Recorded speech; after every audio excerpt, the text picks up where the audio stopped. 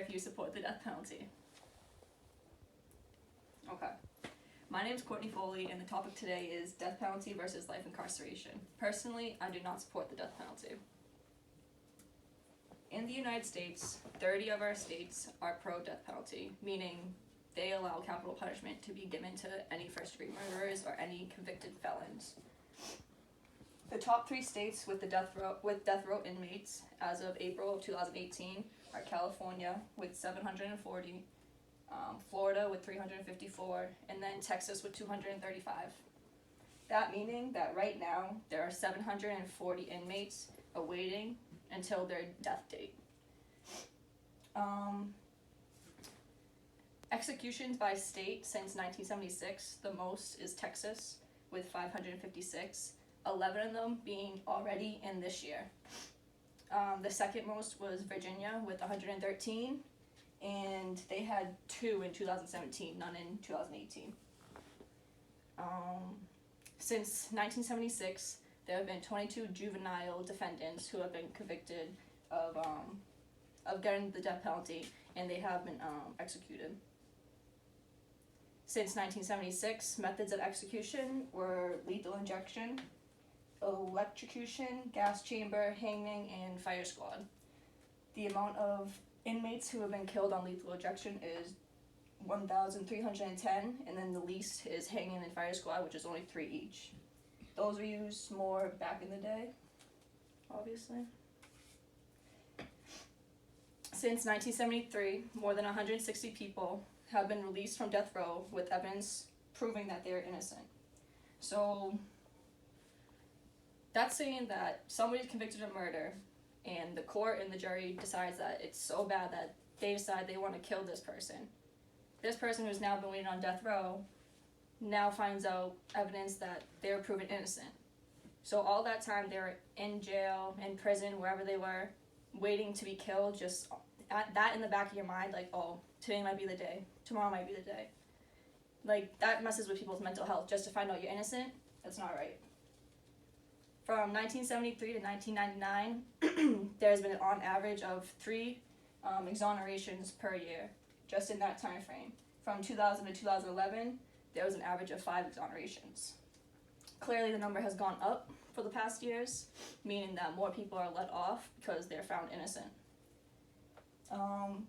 Florida is actually the state in the United States that has the most exonerations.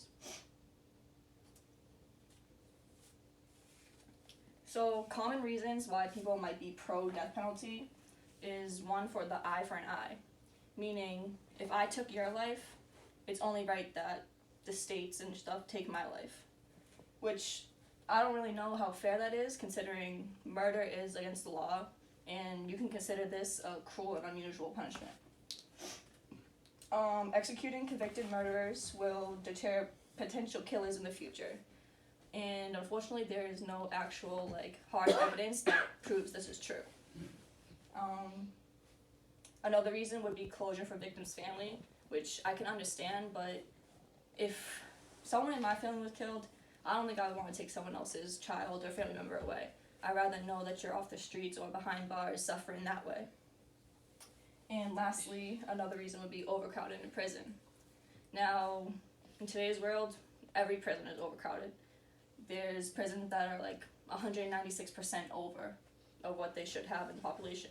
So if you take these death row people, inmates and stuff, and put them into the prisons, there's only one more prisoner in the prison if you really think about it at a certain time. So it's really not that bad of overcrowding. Lastly, the difference between costs.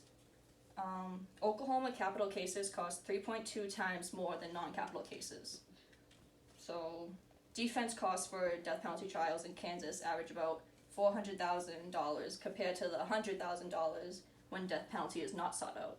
So you're spending a whole extra $300,000 just to kill somebody when they can just spend the rest of their life in prison, behind bars.